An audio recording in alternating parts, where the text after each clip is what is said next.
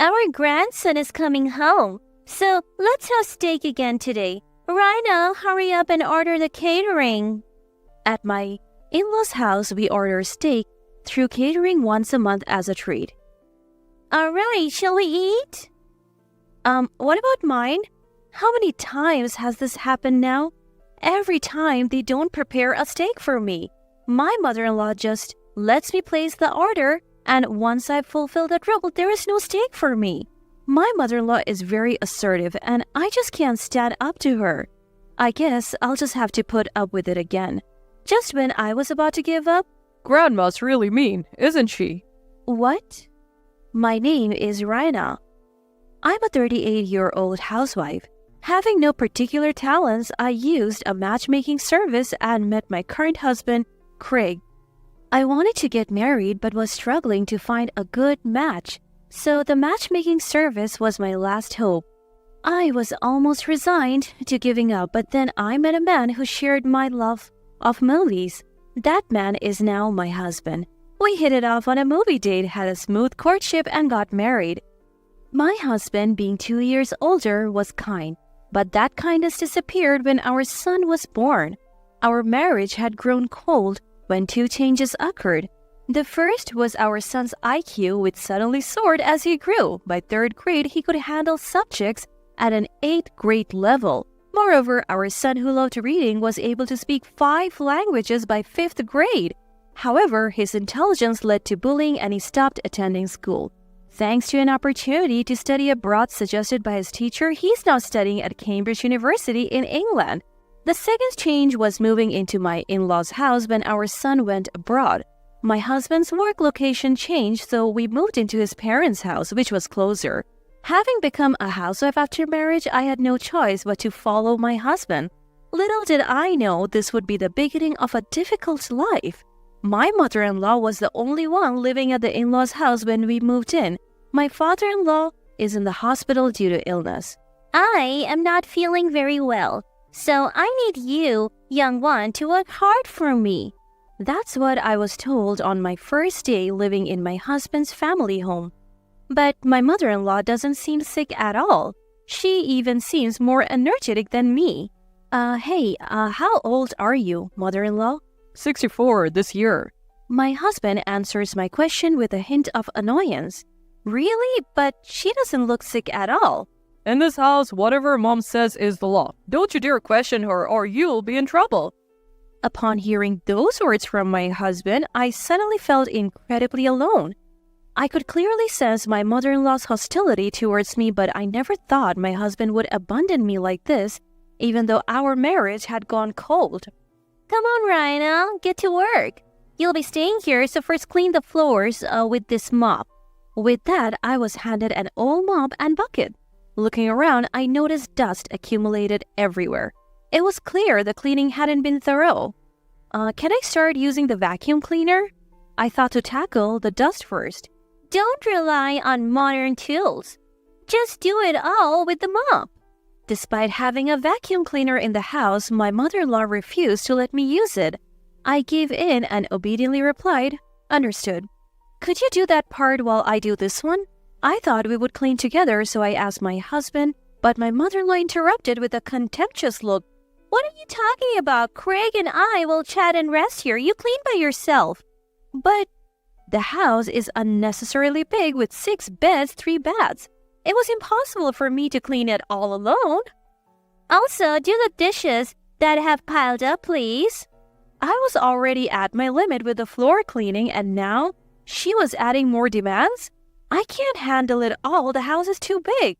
Oh, really? Then I'll allow you to use the vacuum for $10 every 10 minutes. How's that? That's too expensive. You can't even pay $10. What a poor daughter-in-law. My husband didn't lift a finger to help me, even as I was being mercilessly belittled in front of him. Moreover, he said, "It looks bad to squat and talk while mopping." When it was just the two of us living together, the lack of conversation was manageable, but since coming to his parents' house, my husband's cold behavior had turned into something like psychological abuse. Let's have steak today. I know a delicious place. With that, my mother-in-law called for catering. My arms ached, but I somehow finished the cleaning and dishes.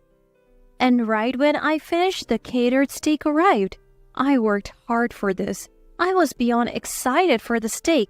Ever since I heard that we would be ordering steak, I put extra effort into cleaning. My mother-in-law said it was going to be an expensive steak, and I couldn't help but wonder just how delicious it would be. My stomach seemed to growl just thinking about it. Reina, please pour some water. My mother-in-law's tone was commanding and cold, but I could endure it all for this moment. I absolutely love steak, especially filet mignon.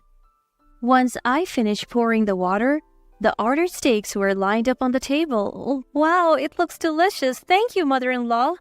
I thanked her with joy. Huh? What are you talking about? There's no way there's any for you. My mother-in-law responded with a puzzled face. What? What do you mean there is none? I felt my heart sink to rock bottom. I cleaned the floors as you asked, and I have done the dishes. I said weakly, only for my mother-in-law to retort, That's only natural. It was merely a token of appreciation for letting you stay. Think of it as paying a fee through your actions. Did you think you could live here for free? I had moved into my in-laws' house due to my husband's work, and it was already nothing short of hell. Yet I didn't have the money to live on my own. Since getting married, I only received $200 a month for allowance. After buying clothes, cosmetics, and necessities, I cannot save. My savings before meeting my husband were spent on moving expenses and my father's surgery. I thought I would at least be secure as a housewife. I realized how naive I had been. So what about my dinner? My mother-in-law seemed completely unprepared for that question and began pondering. Let me think. I felt hurt and questioned my word. There are some noodles around. You can eat those.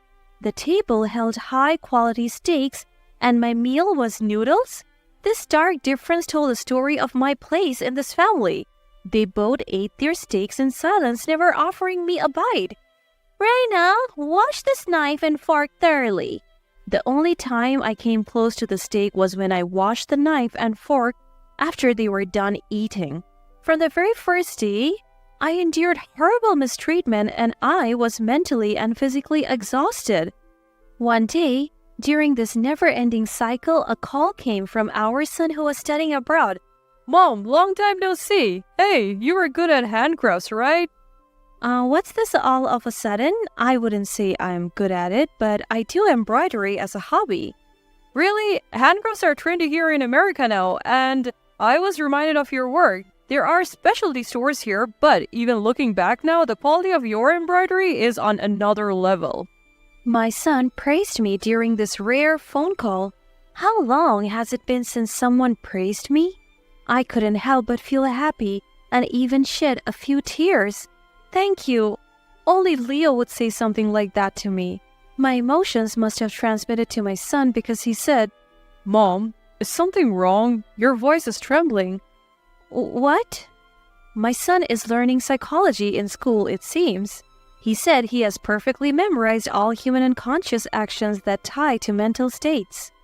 Already a high IQ son, he's been further honed by receiving quality education. Now, they say his IQ is even measured at 200. Even as his mother, I can't believe he's the same person. Thanks to that, he has completely seen through my heart. Did something happen with Dad? I remained silent for a moment, then gathered my courage to tell my son about the situation at my in-laws' house. I felt shameful as a parent, but I was grateful to have someone nearby to talk to. So, it's tough every day. When I finished my story, he said, I'll come home once. It's summer vacation and I have saved up some money from my part-time job.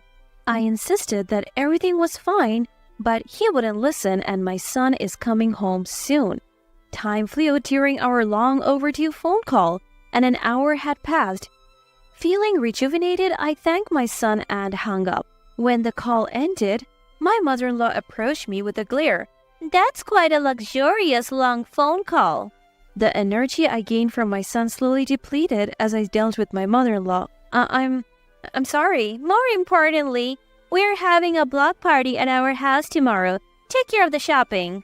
With that, my mother-in-law handed me a long list of items and left. At the end of the note it said, "Make a reservation for steak catering." Then came the day of the block party. People started to gather afternoon, and before I knew it, there were 10. Everyone calls my mother-in-law the president. "Come on, Rhino. What are you doing? Serve juice to everyone," she ordered. Mother-in-law who used me no matter who was around. "Lauren, don't overwork the girl. It's pitiful. You should treat your daughter-in-law more kindly." Some did stand up for me against my mother-in-law's harassment, but my mother-in-law wasn't pleased and threatened. "If you keep talking like that, you're no longer members of the block party. No more high-end steak after this. Is that what you want?" Upon her threat, they said, That's too much. We love this community. I'm sorry, Rhina is my name? Yes, Rhina. We can't go against the president, they said. And the support they offered was quickly withdrawn by my mother-in-law. It seems she doesn't just control this house, but the whole area. There is no way I, a mere housewife, can win against this woman. The steak I had ordered arrived, and my mother-in-law began happily arranging it on the table. Since she had chosen the steak, it was surprisingly luxurious. The side dishes were a parade of high-end ingredients like caviar and truffles. But even here, my mother-in-law lectured me. "You think you can eat such good steak as a wife? You're 100 years too early. You won't have any this time either." My mother-in-law bullied me openly in front of everyone. The pitiful glances from those around us pierced me. No one could oppose my mother-in-law. I glanced at my husband, who was quietly eating his steak alone. But surely a little bit is fine, isn't it? I was envious of not being able to eat the steak and slightly resisted my mother-in-law. "Of course it's not okay, but I'm not a demon. I bought beef noodles for you this time, so I'll give them to you," she said, handing me a serving of noodles. Upgraded from ordinary noodles to beef noodles? But what I wanted to eat was steak. I finally lost my patience and raised my voice. "Mother-in-law, this is too much. I prepared everything for today's block party, and yet you treat me like this?" "So is this true? You prepared all this by yourself, Rhina?" "Lauren, couldn't you be a little kinder?" With my words, everyone's eyes turned to my mother-in-law. "You all better not get carried away, or you'll be treated the same as this useless son's wife," my mother-in-law countered with determination. Everyone lost to my mother-in-law's intimidation, and no one said anything back. "Rhina, you remember what I told you before. You must obey mother in this house." "But then?" My husband suddenly raised his voice. I was surprised by that voice, and my body flinched. "Obey mother's instructions quietly." The atmosphere became silent at my husband's words, and the people who had been supporting me eventually said, Yes, Lauren is right." Filling the room with voices defending my mother-in-law, frustrated, I ran away from the scene and locked myself in my bedroom. I wonder how many hours had passed. It seems I had fallen asleep. When I realized the block party had dispersed, and it was night, when I looked at my mobile phone, there was an email from my son. "Mom, I'm heading your way tomorrow." Apparently, my son was already in America staying in a hotel. I went back to sleep. The next morning, as I went to the living room, my mother-in-law was making breakfast. "You really got carried away yesterday, didn't you?" "I'm sorry." I informed my mother-in-law, who attacked me without even a greeting about my son. "Oh, Leo, if he's coming back, we'll have steak today." It seems my mother-in-law, who hadn't seen my son since he went abroad for study, was eagerly looking forward to seeing him again. She had already ordered catering from our usual steakhouse. And then the evening came and my son returned home. The dinner table was laden with steaks, even more luxurious than usual. "Leo, eat as much as you like." My mother-in-law was quite pleased. As always, I was treated like a servant. Thank you, but where's Mom's portion?" My kind-hearted son noticed that there was no steak for me and was worried. At that question, my mother-in-law attacked. "Oh, it's fine. Rhina is always like this. More importantly, try this. It's made with beef from Nebraska." My mother-in-law looked happy to be reunited with her grandson after such a long time. But my son responded with unexpected words. I don't want it. Why didn't you prepare mom's portion? This is discrimination, isn't it? He said coolly. My mother-in-law was startled by this unexpected reaction. My husband also looked at our son surprised. What are you talking about? Grandma, I have heard everything from mom. You really look down on her, don't you? My son, who had returned home, had grown up strong and confident more than I knew. Feeling antagonized by him, my mother-in-law began to panic. Oh, what? What did you hear? I didn't do anything. Grandma, you're mean, aren't you? What? What did you say? You're always looking down on mom, right? You want to feel superior, but people like that usually lack confidence or have nothing to be proud of. That's why they attack others to feel superior. It's a mean personality. Leo, just because you're a child doesn't mean you can say anything. Then what about a grandma who can't tell right from wrong? My son's counterattacks didn't stop and my mother-in-law was increasingly cornered. That's true, isn't it? Everyone has an equal share of stake, but mom has nothing? This is clear discrimination. Normally, this would lead to a fight. I have seen it happen many times. My son was looking at my mother-in-law with cold eyes, far beyond his years. Seeing those eyes, she became a little timid and quieted down, but my son's momentum did not stop. You're panicking. Your eye movements, habits, and amount of sweat tell the story. I'm studying psychology at Cambridge University, always at the top of my class, and I assist a professor every day. I see many types of people, and Grandma, you have a typical dictator personality. Me? A dictator? My mother-in-law seemed to have taken some damage, making a face. She probably never thought the day would come when her grandson would say such things. You're sweating a lot from the agitation. Are you panicking, Grandma? Maybe no one has ever spoken to you friendly before. That's... My son was completely in control of the conversation's pace. I was simply watching the two of them. My husband was doing the same. But there's really nothing to it, is there? I wonder why everyone was so afraid. By the way, Grandma, do you have something you're good at? Good at? Well... You were snapping at Mom even though you have no talents. That's not cool. Mom has some, though. That's mean. Do you have to say that? My mother-in-law was gradually backed into a corner, losing her ability to articulate. My son showed no mercy to her. Mean? What you did, Grandma, was far meaner. Plus, Mom is skilled in embroidery. It could even sell in England. I was surprised by my son's words. It was the first time my hobby was appreciated like this. So, what's your point? Don't you get it? Mom has skills beyond others, but you, Grandma, have none. Yet, you try to belittle Mom and assert dominance? Is it because you can't accept someone being superior knowing that you can't do anything? Grandma, you are the weakest here. My mother-in-law was at a loss for words, her mouth agape. She must have been struck by the undeniable truth. She couldn't say anything in return. And you, Dad? What have you been doing all this time? Why didn't you help Mom when she was struggling? Well, you couldn't stand up to Grandma, could you? I don't know if it's because she's your mother, but if so, why did you marry Mom? My husband, too, was stumped by my son's legitimate questions and had no reply. Of everyone present, my son was the calmest and wisest. In the end, both you, Dad, and Grandma are just bullying Mom without any real content. You just want to feel superior and look down on others. I don't want to be involved with such people.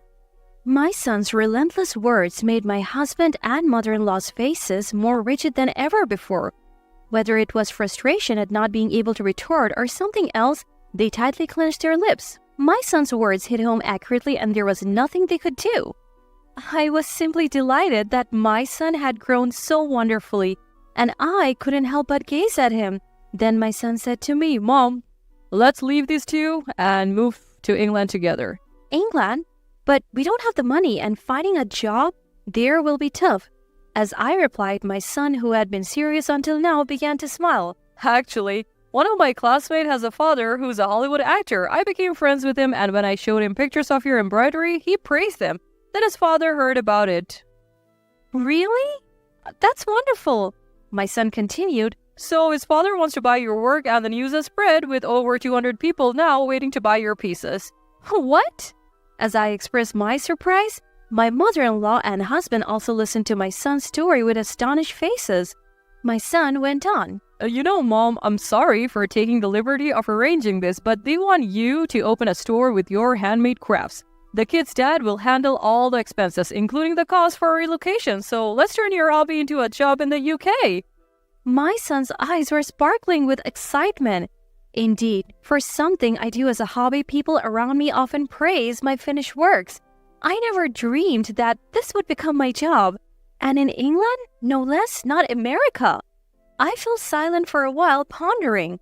The three of them focused on me as I thought, Oh, Rida, you're not really going, are you?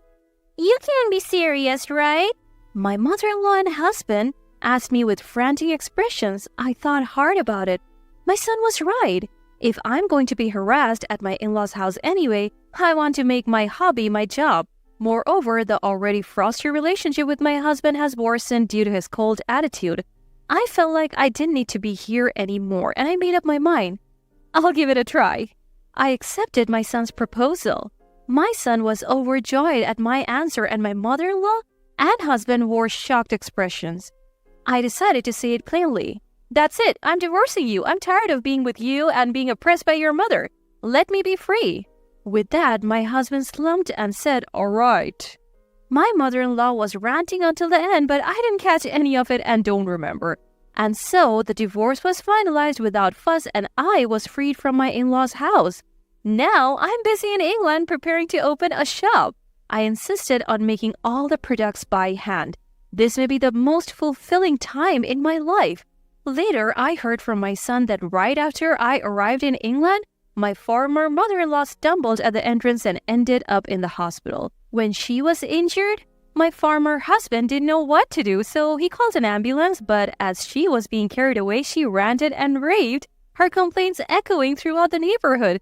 This incident led to the block party members finally distancing themselves from my former mother-in-law. Since they were merely members who had quietly obeyed under intimidation, there were no real friends around her. My son apparently still keeps in touch with my former husband.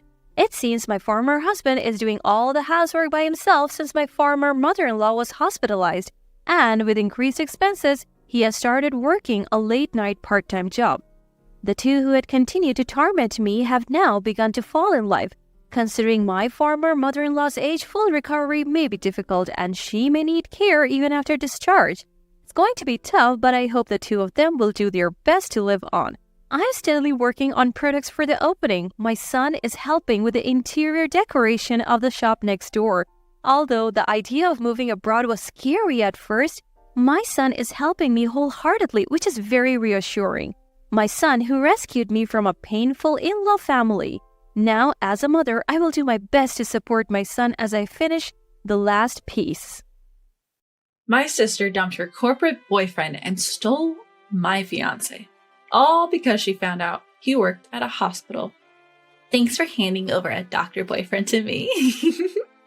My sister shamelessly brags about marrying my ex, but she's got one thing wrong. He's not a doctor. I can't wait to see her face when she finds out. My name is Beatrice.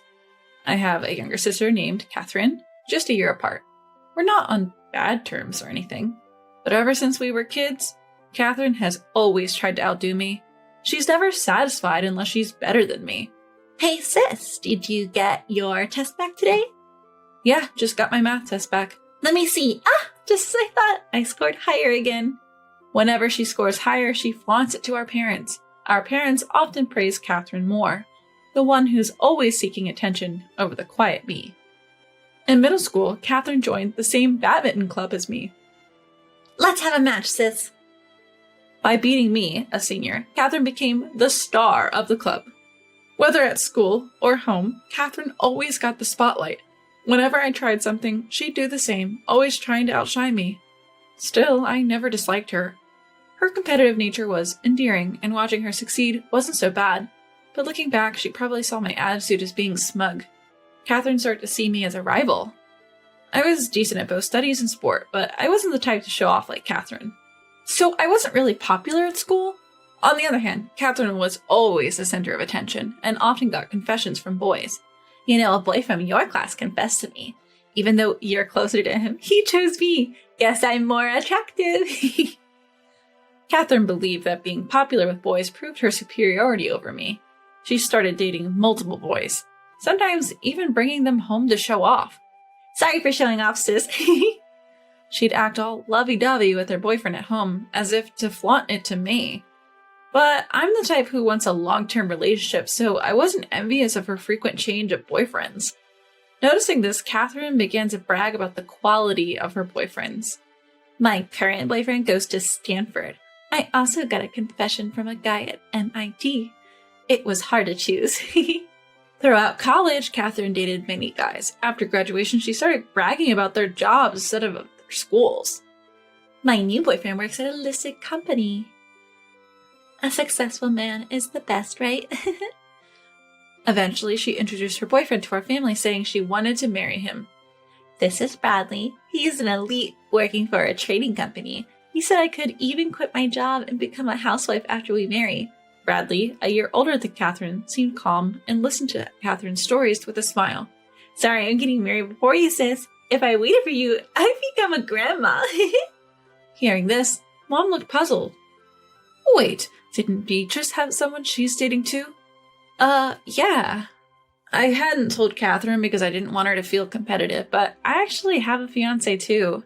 Upon hearing this, Catherine bombarded me with questions. Who is he? Do you have a picture? What does he do? How much does he earn? I had anticipated this reaction, which is why I hadn't wanted to tell her in the first place. Seeing my hesitation, Catherine suggested a double date. Why don't we all go out for dinner? You and your boyfriend, and me and Bradley. That should be fine, right? I wasn't thrilled, but I figured it would satisfy her curiosity. I asked my boyfriend, Reggie, and he agreed. On the day of the date, as soon as Catherine met Reggie, she asked, Where do you work, Reggie? My Bradley works for a trading company. I work at a hospital. A hospital? Hearing Reggie worked at a hospital, Catherine's face changed instantly. Why didn't you tell me your boyfriend was a doctor? I would have preferred a doctor over a corporate guy. Without waiting for my response, Catherine bombarded Reggie with questions. Which university did you graduate from, Reggie? Well, it's a specialized field, so I'd rather not say. Were you from a wealthy family? My current income doesn't even come close to what my dad made. You must have had an accomplished father. Catherine left her boyfriend and chatted nonstop with Reggie. While Catherine and Reggie were engrossed in their conversation, Bradley and I had a casual chat over drinks. If Bradley wasn't such a calm and mature man, he probably would have snapped at Catherine and Reggie. Only someone as patient as him could handle being with Catherine. I hoped this would satisfy her. I even rescheduled a gourmet festival event I was supposed to attend with Reggie to the following weekend. I planned to indulge Reggie's whims on our next date. However, the next week, Reggie suddenly canceled. Beatrice, about our date tomorrow. I got swamped with work. That's okay. I'm sorry for rescheduling in the first place. We decided to spend the weekend separately. With a sudden free weekend, I decided to attend the event alone. On my way, I heard a familiar voice from behind. Beatrice? I turned to see Bradley. Oh, Bradley, are you here for the event too? What a coincidence.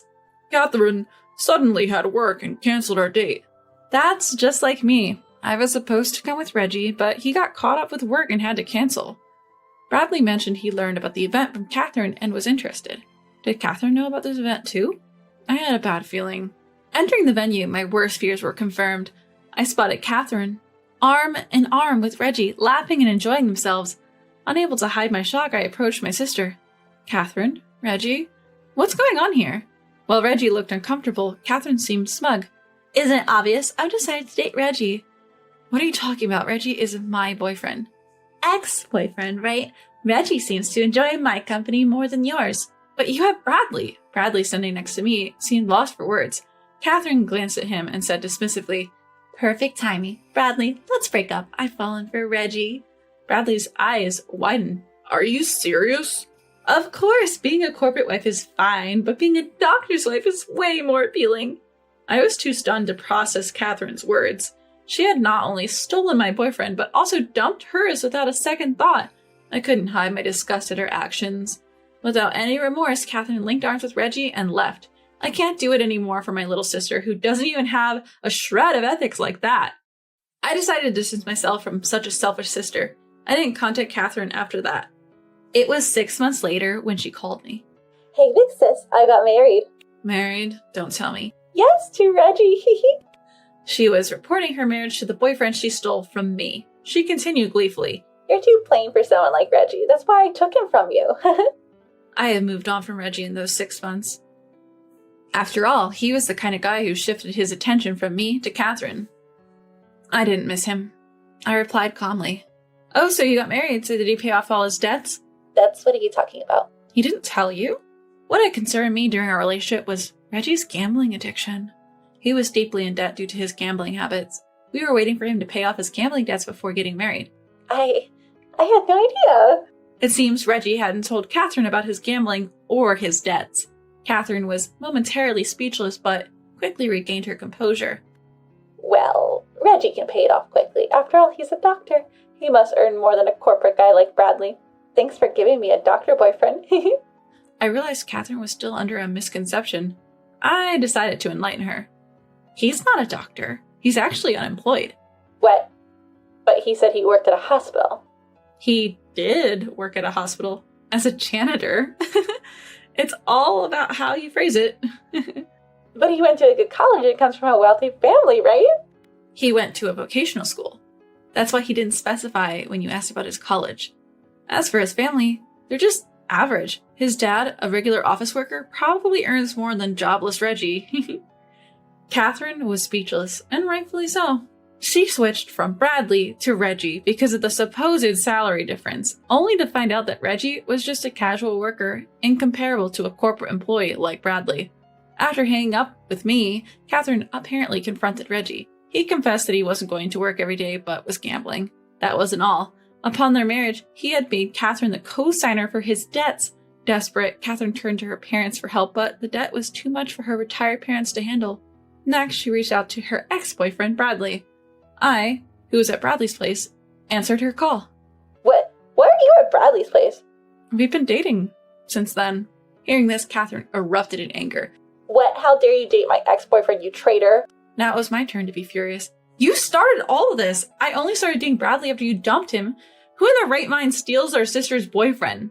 Bradley took over the call, turning on the speaker so I could hear. From the other end, Catherine's desperate voice came through. Oh, Bradley. Long time no see. How have you been? Yeah, I'm good now. Beatrice helped me get through the tough times after you left. You're really dating her. She took advantage of you when you were vulnerable. You deserve better than her. Bradley responded coldly. Beatrice is an amazing woman. Far better than you. I could almost hear Catherine stomping her foot in frustration. What? Are you saying I'm inferior to her? I've always been better than her in studies, sports, everything. Well, maybe in character she's superior. That's not true. I've always been more popular, had more friends and boyfriends. Having many boyfriends isn't something to brag about. A woman who can commit to one relationship is far more admirable. That's just what unpopular girls say. You're only with her because I dumped you. I can come back to you if you want. No thanks. I can't see myself marrying someone who only looks at titles. It's only natural to know about your partner before marriage. All you wanted to know was his salary, right? Even if you did marry, you'd jump ship as soon as a better offer came along. That's not true. Really? That's exactly what you did on our date. I didn't. Struggling for words, Bradley looked at me and continued. Even after learning about his debt, Beatrice never abandoned him. She was willing to think together about how to repay the debt and how to cure his gambling addiction, and she silently stepped back without a word of resentment towards the boyfriend who easily betrayed her. Seeing her so different from you, I was increasingly drawn to her. That's impossible, choosing her over me. To be honest, I can't believe I ever considered marrying you. I'm just glad I realized it before making that mistake. Wait, you can't show off someone plain like Beatrice to others. If you're going to marry, it should be with someone like me. Are you an idiot? You don't marry to show off to others. You marry because you want to spend your life with someone, and that someone is definitely not you. It's Beatrice. With that, Bradley hung up. Then he turned to me. Beatrice, I guess that conversation was kind of a proposal, but let me ask you formally. Will you marry me? I joyfully accepted Bradley's proposal. Yes, if you'll have me. Our married life was smooth sailing. He told me, you can be a stay-at-home mom if you want, but unlike Catherine, I never aspired to be one. I love my current job, so even after getting married, I chose to continue working. When I was dating Reggie, I was worried if he would help with household chores if we both worked, but Bradley steps up saying, we both work after all. He willingly takes on household tasks. Now, I genuinely feel grateful for marrying him. On the other hand, Catherine still seems to be with Reggie, unable to break up with him. Reggie's gambling addiction hasn't changed. He occasionally gets a part-time job, but he usually spends all his earnings on gambling the same day. Catherine, far from being a stay-at-home mom, seems to be working all the time, day and night, to cover Reggie's share of the expenses. It's the complete opposite of the married life she had imagined. My younger sister, who was so fixated on having a better life than me, now seems to be far behind in terms of quality of life. However, it's all due to her own choices. Her current situation is the result of betraying me. The one who probably regrets the most is Catherine herself.